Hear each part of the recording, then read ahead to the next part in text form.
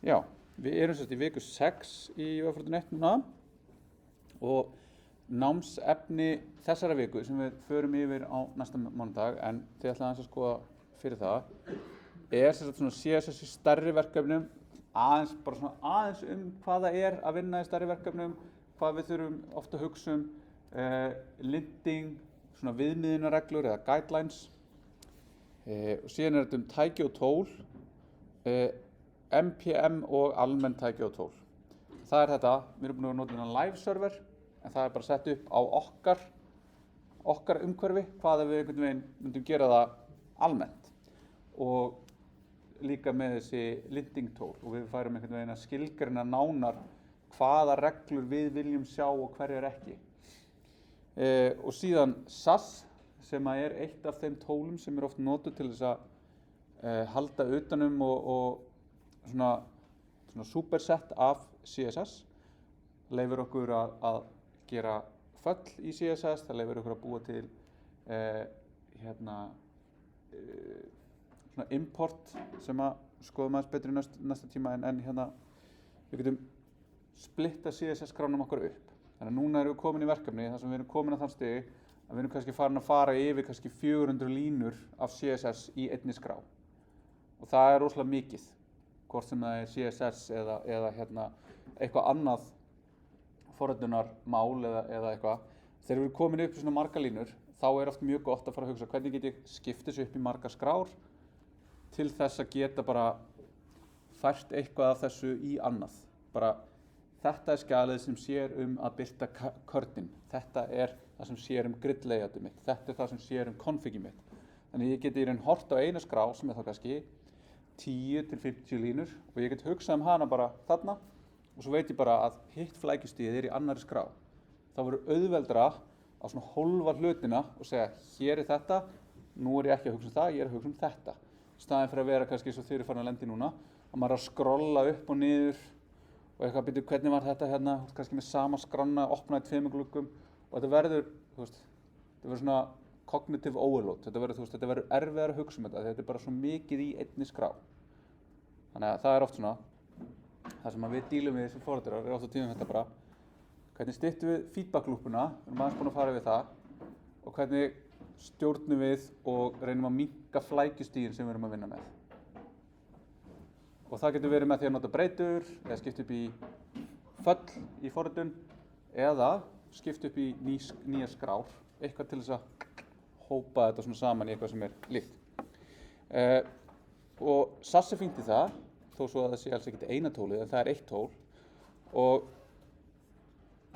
En allavega, fyrir næstu viku setja upp þetta Node.js sem er forritunar plattform til þess að keyra JavaScript forritunarmálið eins og bara þið eru að keyra svolítið Java. Þetta er bara svona keyrslu umhverfi sem þið setjið upp þannig að þið getið búið til skrá sem heitir eitthvað og keyrt node skrá.js og hún keyrir kóðan inn í því.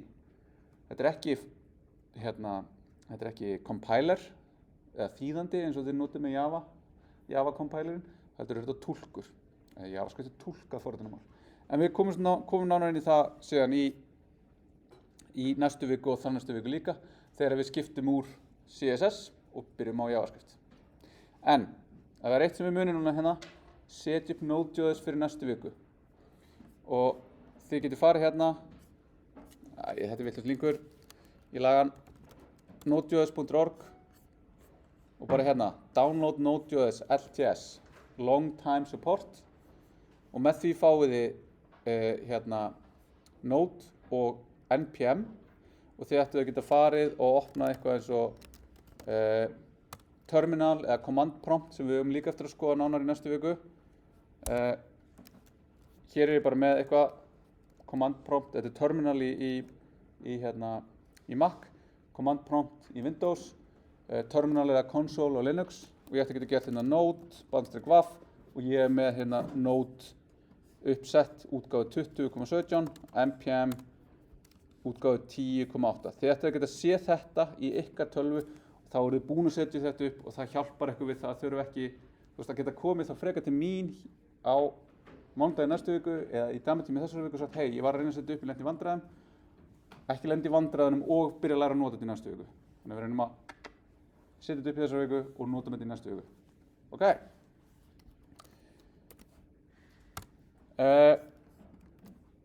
Já.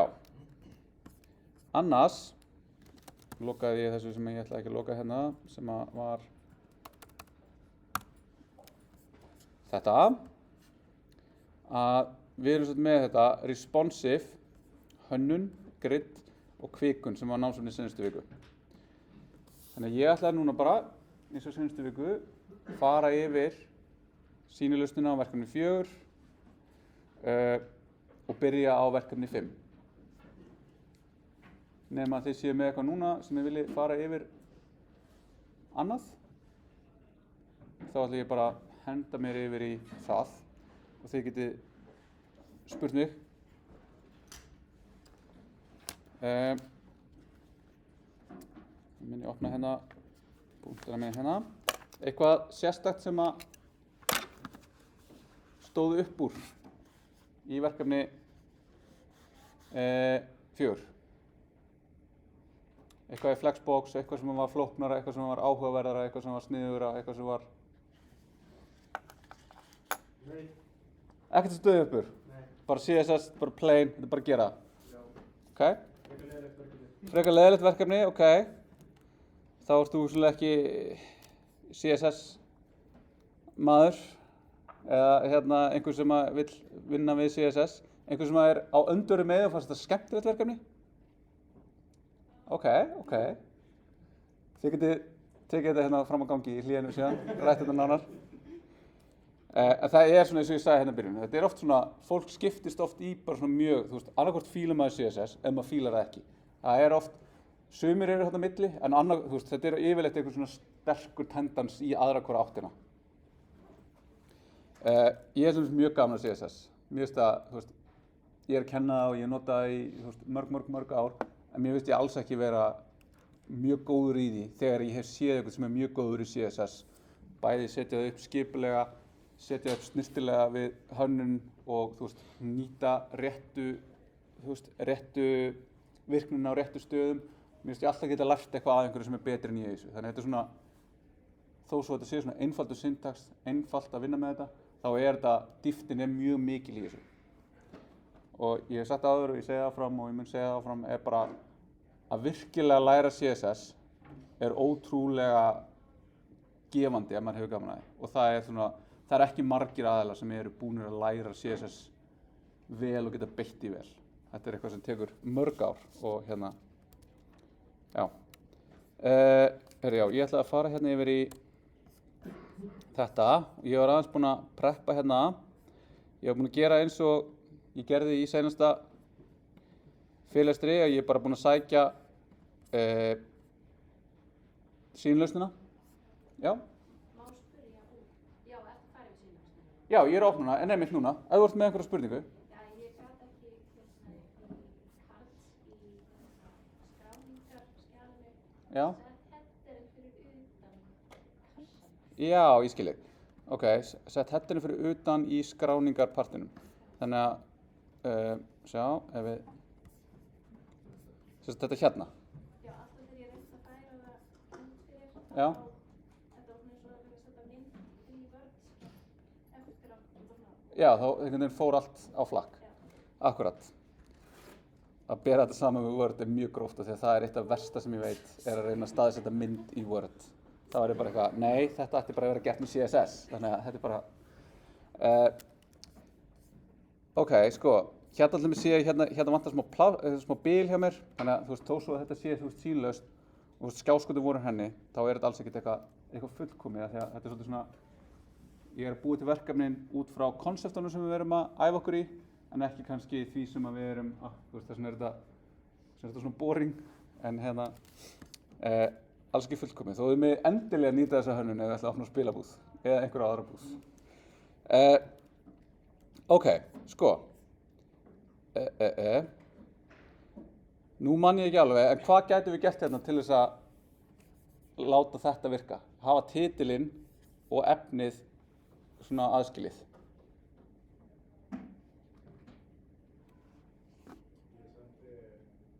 Ég sendi eitt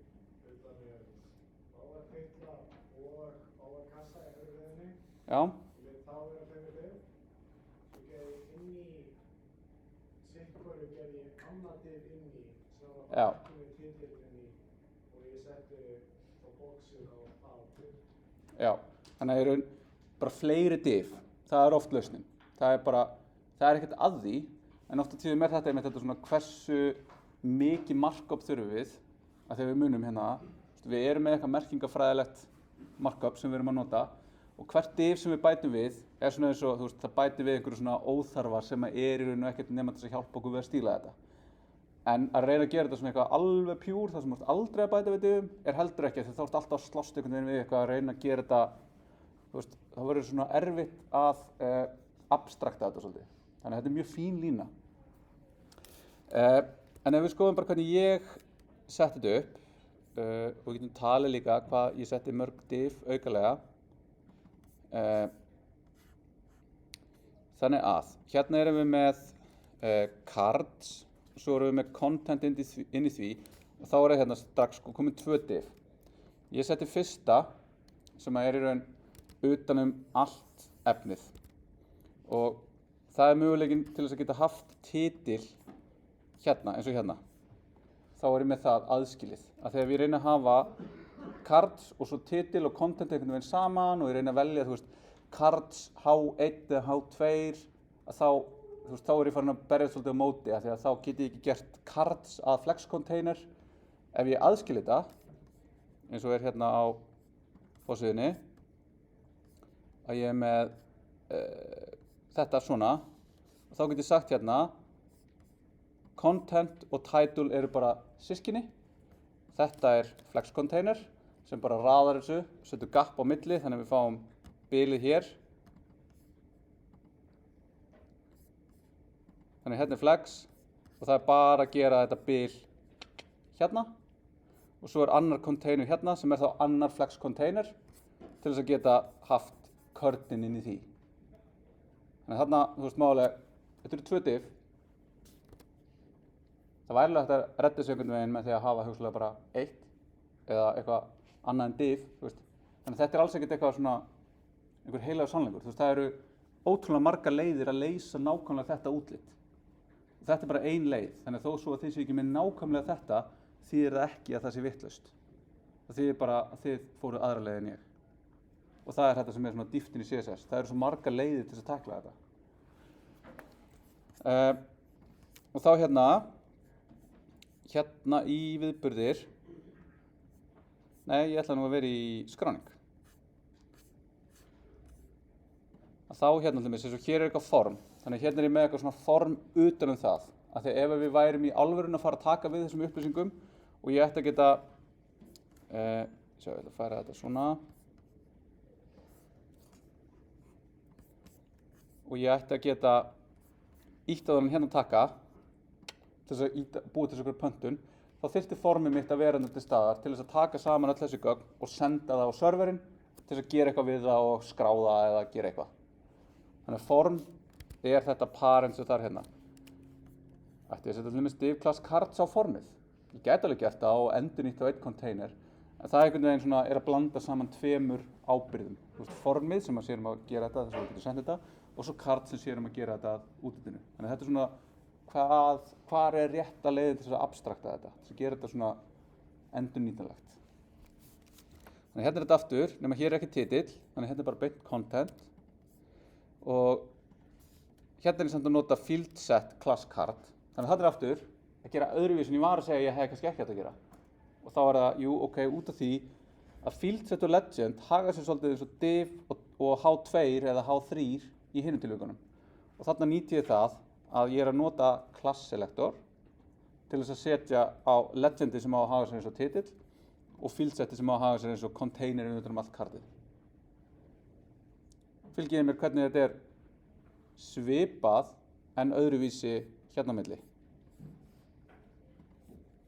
Section hér, engin titill af því það var engin titill.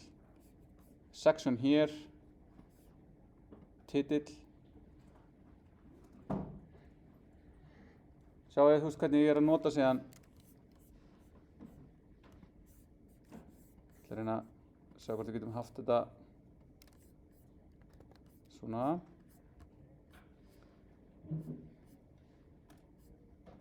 Hérna einhvers staðar, hérna card.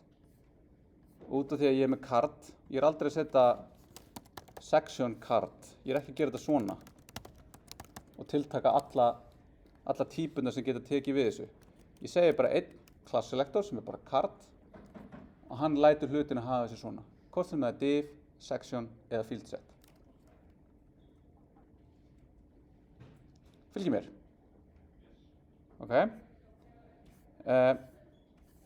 Svo hérna sama og hitt að ég með eitthvað card content sem kemur fyrir efnið og þá eins og efni hérna, það allt þetta hér og í þessu hérna tilviki allt þetta hér. Það ekki myndin. Þegar myndin eitthvað sem við erum með sérstaka og við erum að fastsetja hæðin á henni svo við getum notað object fit, þannig við getum í raun fyllt svona út í hana hérna.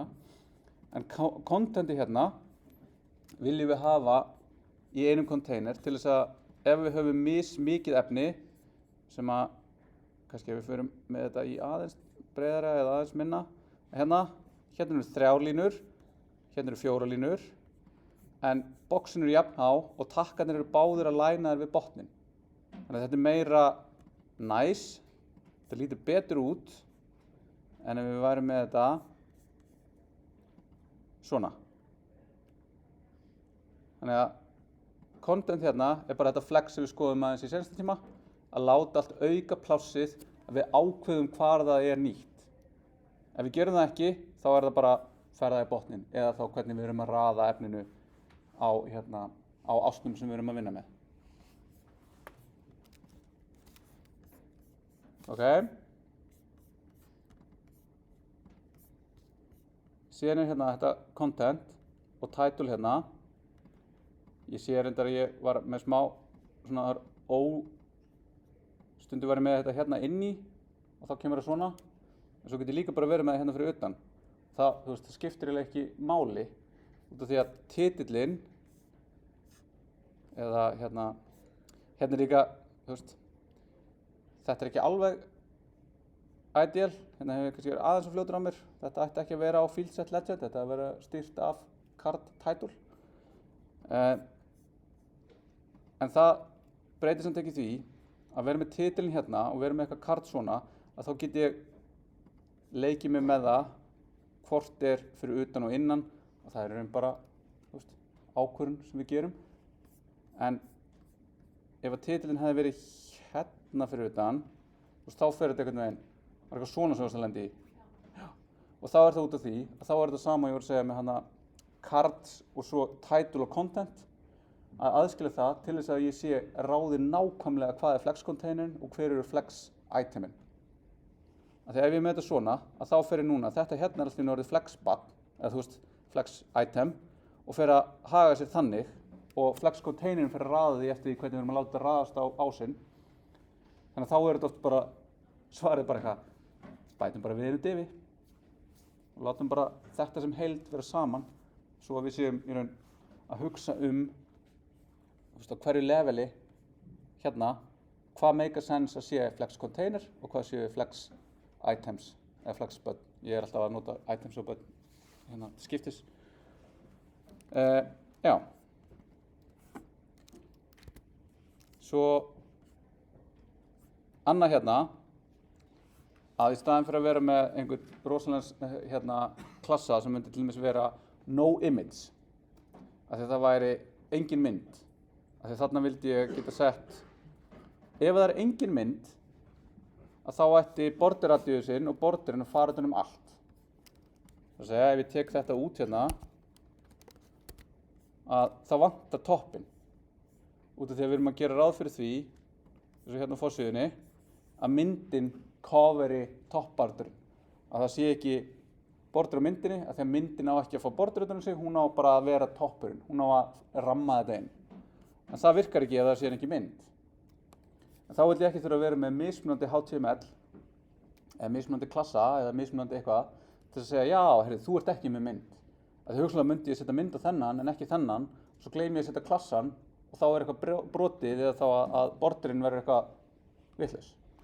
Þannig í staðinn þá notum við hérna 2 nýja selektora. Nýja, þeir eru sem sagt komnir í almenna notkun frá og með svona í fyrra, cirka.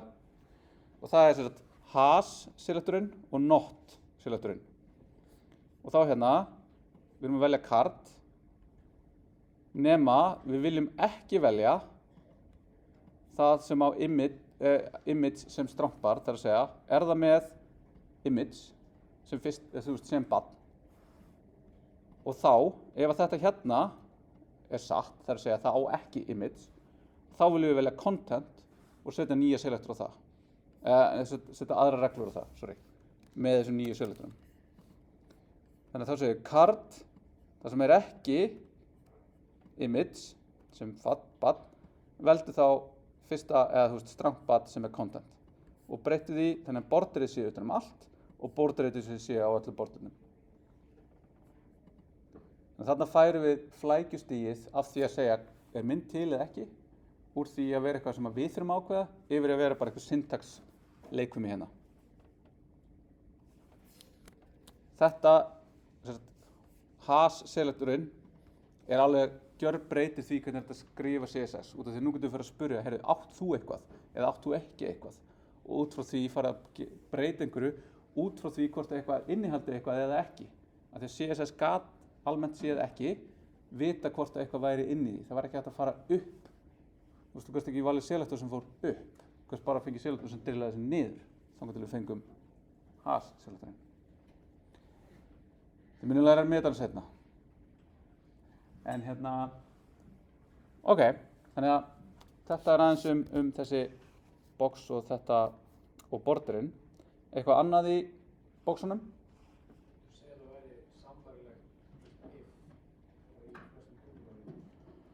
Sambarlegt við if. Já,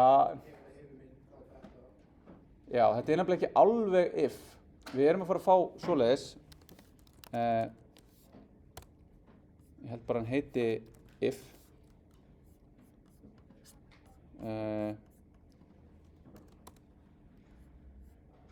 Nei.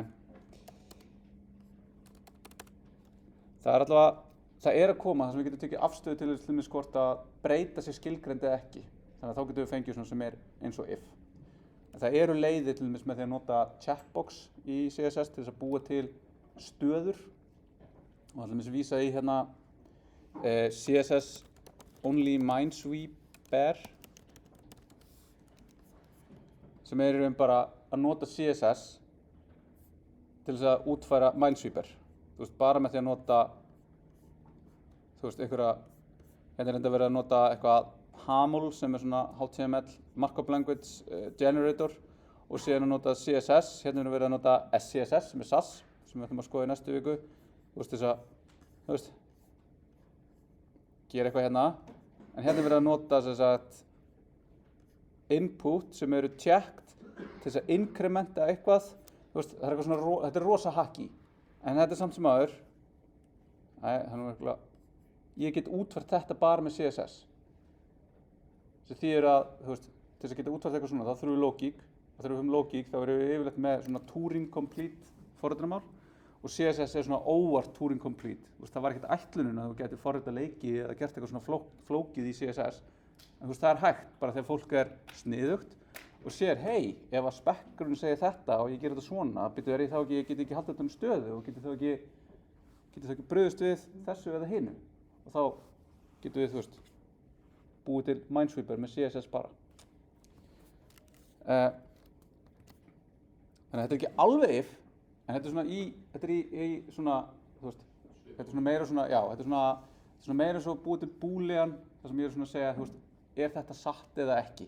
Þetta er ekki nákvæmlega if, en þetta er svona keimlíkt. Hvað fleira? Þá ætla ég bara að gera fyrir að þetta sé bara cool. Þið skoðuðu bara hérna sýnlausnina og ég ætla aðeins að fara á stað í verkefni 5.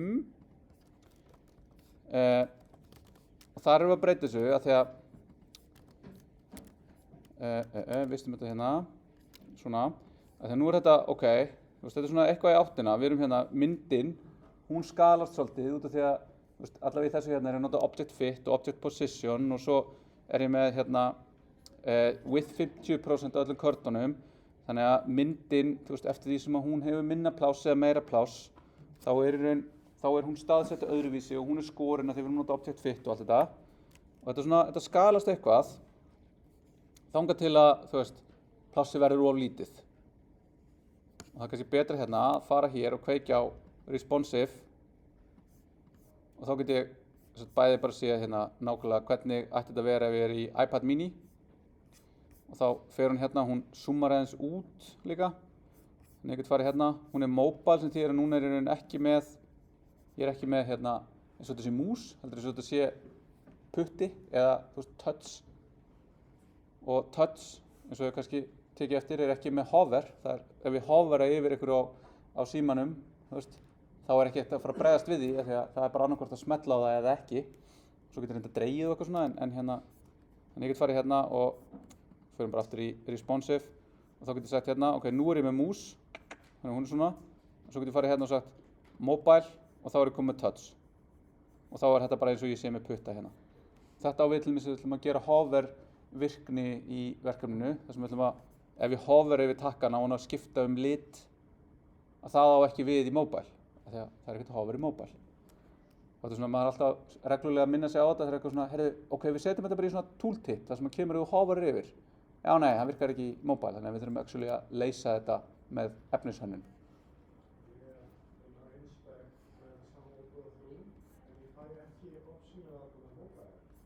Þetta hérna, það gæti verið að fara hérna og sagt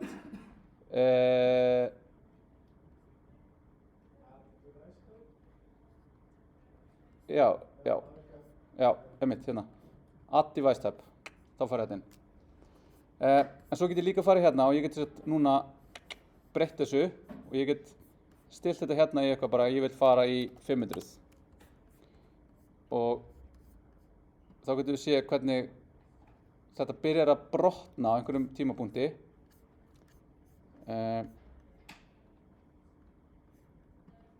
Ég vil ekki að þetta zoomi. Og hérna, núna til dæmis takkarnir farin að vera svolítið ljótir hérna. Þetta ætti ekki að vera hugsanlega miðjaður textinn eða eitthvað, ég veit það ekki.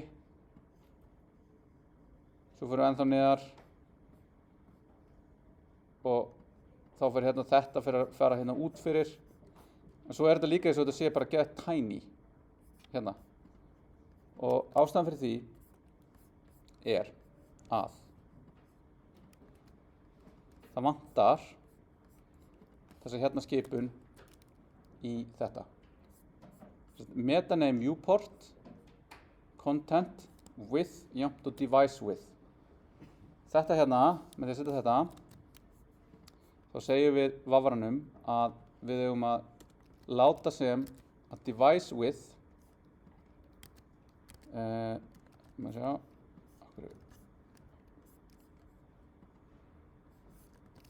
okkur hagar að segja svona sé sagt þannig að breiddin á tækinu sé notuð en ekki í raun upplausnin á tækinu af því að símarnir sem við erum með eru með mjög háa upplausn 1600 sinnum eitthvað, veit ekki en þeir sýna samt eitthvað sem er í raun bara 300 pixla breytt í raunveruleikanum eða ekki í raunveruleikanum að þeir pixlar eru bara í raun túlkunaratriði en til þess að media queries sem er það sem við þurfum að nota til þess að geta sagt hérna til að hvenær á að hætta að reyna að láta þetta komast fyrir hérna þá verður þessi lína að vera þannig ef þeir eru að lendi því að eitthvað virkar ekki sem að ætti að virka þeir eru búin að skilgreina media queries þá vantar yfirleitt þessa línu hérna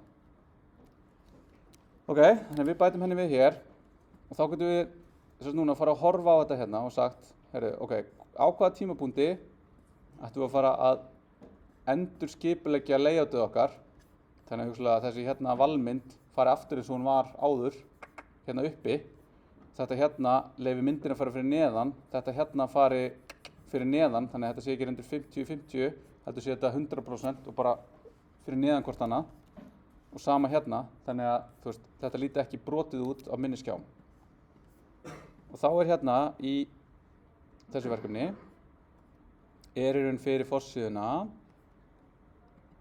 3 mismunandi stærðir þar sem að við erum að horfa á hérna sem sagt í 320 pixlum. Þannig að þá er í raun þetta skjáskoti tekið eins og ég hef verið hérna, gert 320 svona í þessari stærð og svo upp í þessi hérna þar sem hann er upp í 1500. Og svo er líka búið að setja hérna sem sagt grid, þannig að við sjáum að það eru 12 dálka grid og við erum að segja hérna að allt contentið, kannski fyrir við erum ekki að fara alveg að taka þessa hérna mynd, en körtin okkar, spilin okkar, þau passa inn í þetta hér. Og svo sést það kannski betur þegar við förum í hérna, að hérna eru það tekur 6 dálka og 6 dálka, en hérna tekur það 5 dálka og 5 dálka og svo eru 2 dálkar í valmyndinni hérna til hliðar. Þannig að þannig erum við að segja svona á svona, við erum að segja skilgreina layoutið út frá þessu gridi. Og þá ef við myndum fjarlægja allt contenti hérna inni, þá erum við hugsað á svona, þú veist, hvar klasur við þessa komponenta sem eru þessi cards og þetta efni og þetta navigation og þetta efni í fætinum. Hvað fer það og hvernig hagar það sér þegar þetta er síðan minnkað. En þá er það hérna og þá fer það bara línu fyrir neðan. Hérna er það ennþá svona. Hvað gerir þá? Þú veist, í einhverju millibili hérna erum við að fara að setja 2 og svo samfélagsmiðlana fyrir neðan. Ég ætla að láta á alla fara í röð hver á eftir öðrum. Þetta er til dæmis túlkunaratriði hjá okkur þegar við erum að setja þetta upp. Af því að þegar við fáum hönnunarskjöl, þá fáum við yfirleitt bara svona. Desktop og mobile. Ef við erum heppin, þá fáum við desktop og mobile fyrir alla skjáina. En yfirleitt fáum við bara desktop og mobile fyrir lykilskjái. Forsíðuna, flókna skjái og það sem við byggjum við segjum hérna, heyrðu, þetta getur svolítið erfitt í mobile. Þá er það líka okkar að segja svolítið, heyrðu, þetta er flókið, hér þarf ég að fá meiri hönnun. Af því að samskipti á milli hönnuðar og forritara er ekki þannig að hönnuður segir, forritaðu þetta. Þetta er samstarf, þar sem að forritararnir þurfa líka að segja hérna, hei, hvað er með þetta? Þú veist, þetta er ekki nóg, ég skil ekki hvernig þetta á að haga sér. Við erum ekki heilalaus verkfæri sem taka hönnun og breyta því í vefforrit. Við erum partner í því að búa til góða vefi, af því að við erum líka creative í því hvernig við erum að útfæra og í raun og veru túlka hönnunina.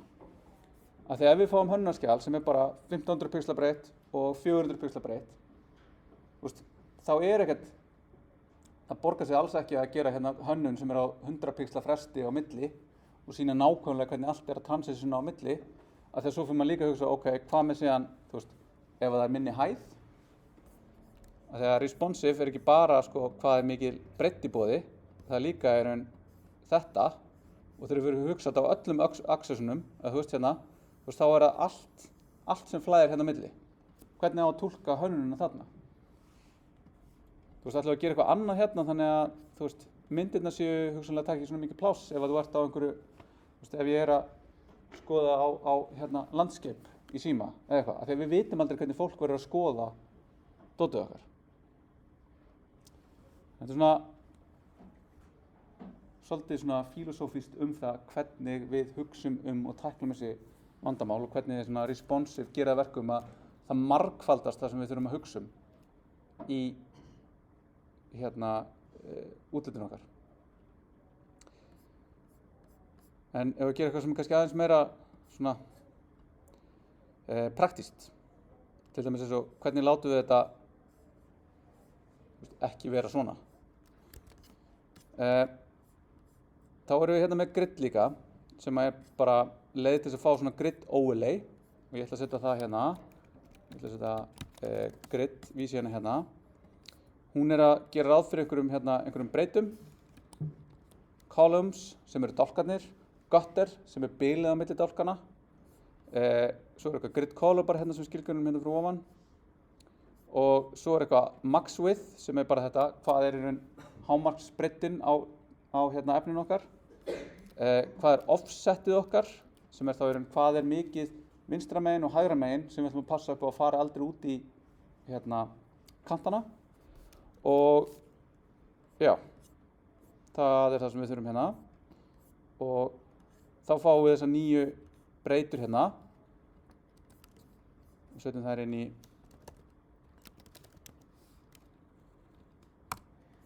í breyturnar okkar hér. Svona.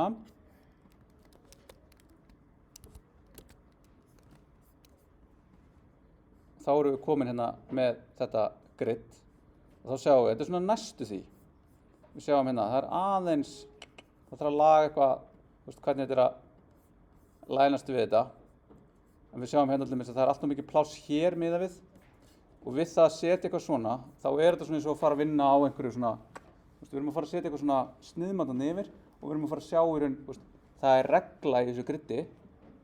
Það er svolítið bara að happa glappa hvar hlutirnir eru staðsettir hérna. Þannig að við kannski tekið eftir því að þið eru að læna einhverju upp og það er ekki alveg að passa, af því að það er eitthvað, það vantar þetta að passa við hvað. Og þá er grid notað til þess að búa til þetta hvað erum við að miða við.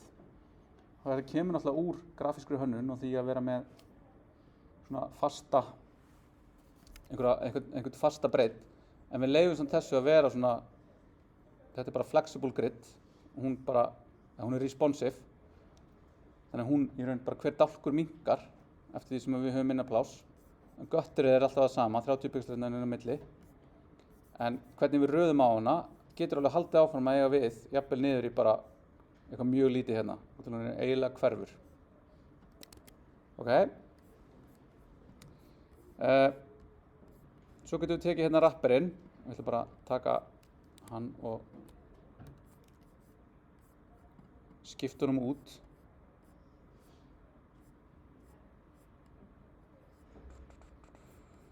Hérna.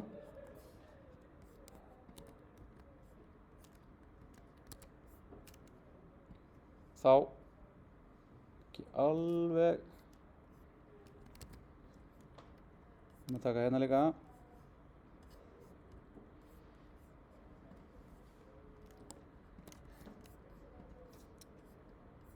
Svona, fyrir þetta hingað.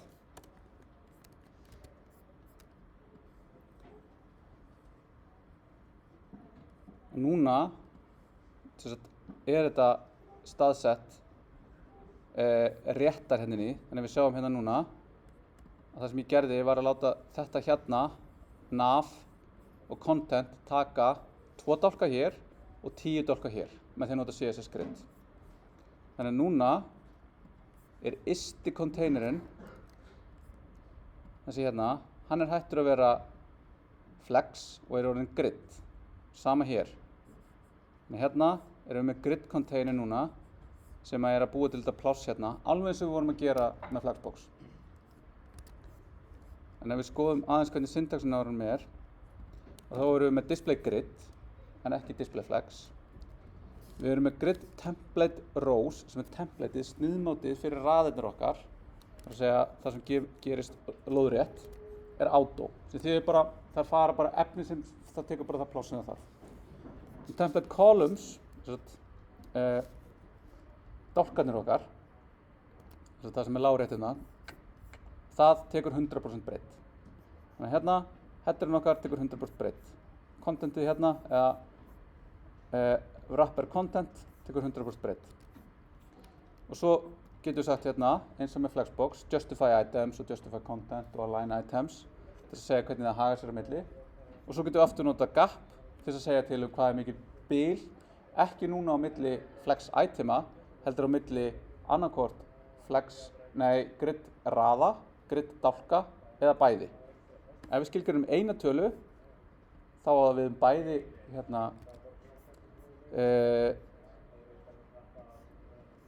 hérna row og column gap, en við getum sagt líka gap, eitthvað breyta og svo bil, eitthvað breyta, þá er það row, þá er það row og svo column, eða við getum sagt beint bara row gap og column gap. Þannig að við erum hægt að hugsa eins og er á Flexbox að það er bara eftir því hvaða ás við erum að vinna eftir. Þá erum við með gap á milli Þannig að þarna erum við farin að vinna líka, við erum farin að vinna 2 ásum. Þannig að við erum farin að vinna x og y ás. Fylgið mér? Svona smá. Eiginlega ekki.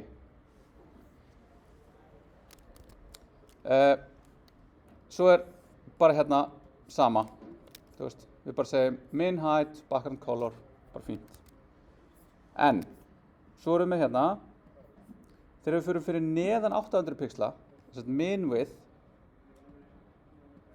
þegar við fyrir yfir 800, af því þetta lágmarksbreidd 800, þá ætlum við að setja meira bil á milli gaps hérna. Þannig að þá fyrir það hérna, og ef við fyrir núna hérna í 800, og svo fyrir við niður 1, og þá sjáum við þessi hérna, þetta svæði, það minnkar.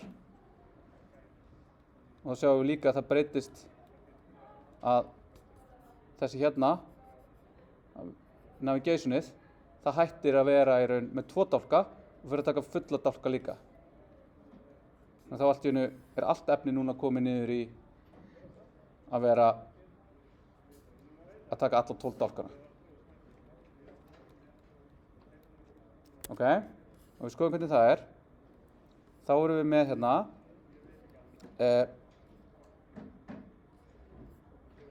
mobile first skilgreiningu á því hvernig þetta á að haga sér. Mobile first að því leyti að ég hugsa fyrst það hvernig á þetta að líta út í mobile, hvernig á þetta að líta út í minnstu stærðinni minni. Þannig að ef við förum í þessi hérna, þá það ekki hugsa út frá því hvernig þetta lítur út fyrst, heldur hvernig þetta lítur út fyrst og byggjum okkur svo upp. Af því að öllu líkindum betra að við séum með þetta rétt og skulum það bara tegjum það rosalega mikið út en eins og við vorum að skoða þannig að ég sé með þetta og ég klessi þessu niður og allt fyrir að klessast saman og vera ljótt. En þetta svona hvort betra fail case ef eitthvað kemur upp á. Hvort erum við að vinna að gera þetta progressively betra, progressive enhancement, að fara mobile first upp, eða erum við að gera þetta að láta þetta degrada gracefully með því að klístra þessu einhvern veginn saman og láta það einhvern veginn líta betur út. Ok, þannig að þá segi ég í mobile, það að segja í minnstu breiddinni minni, þá á contentið bara að vera öll widthin, allt widthið. Og þá ég hérna með þetta width offset breytuna og ef við skoðum hana, þá hún svolítið hérna, hún 100% mínus 2 sinnum offsetið. Svo þýðir það, ef ég minnka þetta alveg hérna niður, það eitthvað,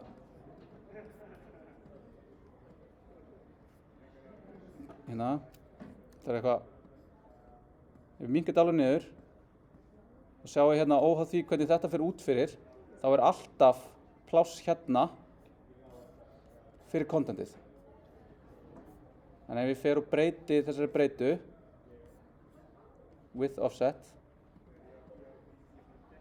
og ég segi hún sé 0 sinnum, þá fer contentið alveg út í. En nú ég hættur að hugsa að þetta sé alveg ysti containerinn minn sé 100% width, heldur hann 100% width mínus það sem ég vill ekki að snerti endana. En ég get sagt 4 og þá verður það meira og 8 og þá verður það meira. Þannig að þetta bara þess að passa upp á að contentið mitt fari aldrei upp við viewportið. Þannig að þetta verður hérna 2. Ok. Og þá fyrir við aftur hérna til þess að geta séð þetta 800 versus minna. Svona. Þannig hérna.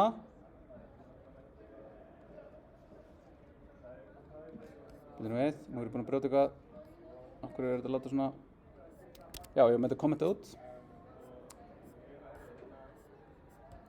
Þannig þá segi ég hérna, þegar ég hef nógu mikið pláss, og það túlkunaratriði, 800 bara eitthvað tala sem ég prófaði með áfram með. Þegar ég með 800 pixla eða meira í heildarbreytina, þá finnst mér vera komið nógu gott pláss til þess að láta valmyndina vera vinstra megin. Þannig að hérna eru þessi breakpoint, þessi þessi punktur þar sem að hönnunin mín þarf að breytast til þess að efni geti passað. Og þá segi ég, þegar ég að minnstakosti með 800 pixla, þá vil ég að wrapper content verði display grid og grid template columns verði endurtekning á 12 dálkum, af því að columns eru 12, þess að hver dálkur fær 1 fraction af breiddinni og þá er í raun fraction orðið í raun bara aftur svona relatív stærð. Ef ég er með 12 dálka þá er 1 fraction 1/12. Á milli þeirra vil ég hafa gutter sem breidd, sem er þá þetta hérna. Og þá er ég búinn að setja hérna í þennan hérna gaur, ok, þú ert griddið. Þetta svona eiga hlutirnir að raðast. Síðan segi ég við wrapper nav, þú átt að taka 2 dálka og þú átt að taka 10 dálka.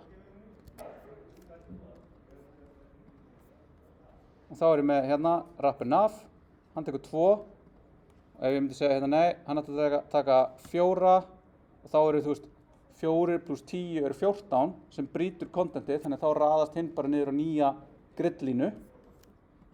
Og ef ég minnka þetta hérna niður í 8, 4 + 8 eru 12, þá passar þetta.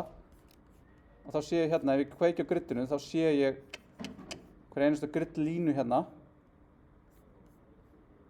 Og get síðan farið hérna og átt við að hvernig hlutunum er raðað á henni, eins og með Flexbox.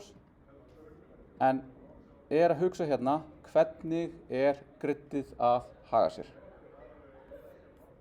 Síðan, inn í hverjum einasta item hérna, þá er ég bara með sömu Flexbox birtingun á því hvernig hvert og eitt box haga sér. Þannig að þið þurfum ekkert að spá í því ef þið notið til með sýnlausnina.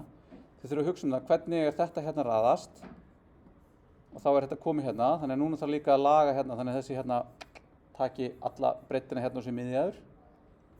Og síðan hvernig cards haga sér eins, hætti að vera 50% eða spana 6 eða spana 5 eftir því hvað mikið pláss við höfum til þess að geta þá uppfyllt þetta hérna. Það hagi sér svona og svo yfir í þetta hérna. Þetta er ekki mikið af CSS breytingum. Þetta voru kannski 40 línur sem ég bætti við sýnlausn 4 fyrir mína sýnlausn á 5. En það er mjög erfitt hérna, þegar maður er að byrja á þessu, að finna hvar á ég að vera að vinna þetta. Þannig að þið viljið breyta þessu í cards content, það er það sem er að láta kortin hérna haga sér. Og síðan í þessum wrapper. Og síðan í fúternum til þess að láta þetta, læna sig rétt. Það er aðalatriðið þessu verkefni, er að nota grid og láta raðast saman, hugsa það hvernig er ég að láta hlutina passa, ekkert endilega hvernig lítur út inn í hverjum einasta hlut, þetta er bara hvernig þið passa og hvaða pláss þið taka. Og síðan er það aðeins kvikun eða animation og þá er hérna myndband það hvernig þetta haga sér. Og ef ég bara opna aðeins sýnlausnina mína, hérna,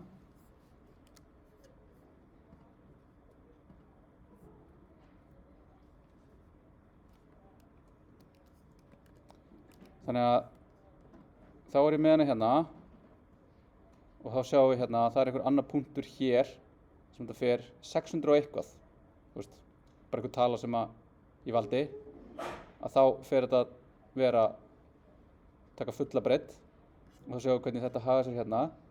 Málið fara rök fyrir þetta sé kannski aðeins og breytt, myndin lítur ekkert sérstaklega vel út svona, en þetta er allavega allt í lagi þegar þetta komið hérna niður og þetta virkar alveg niður í raun 230 svona, já, þetta er svona hættar að virka 275, þetta er alveg responsive niður í rosalega lítið.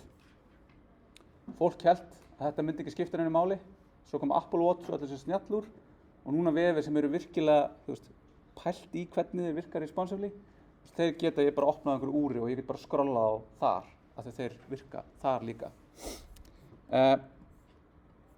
En svo er þetta hérna og svo sjáum ég reloada og þá kemur svona efnið svona transitionar inn, það kemur svona fadar inn.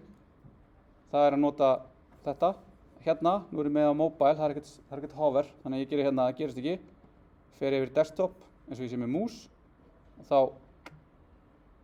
breytir takkinn bara, þú veist, hann invertar litina. Bara mjög einfalt, en gerist samt ekki instantly, þú veist, þetta gerist á einhverju tíma, þannig að við fáum svona, það er hreyfing í þessu. Alright, þannig að aftur minni á dæmatíma. Ef þið eru ykkur vandræðum, mæta þangað, fá hjálp. Þau eru með sínlausnina, geta hjálpað ykkur áfram, geta sýnt ykkur, þú veist, ef þið eru að byggja á hvar þið ætti að vera að skoða og svona. En hérna, já, great. En skulum taka okkur pásu og byrja aftur svona, já, bara 5 mínútur yfir 4.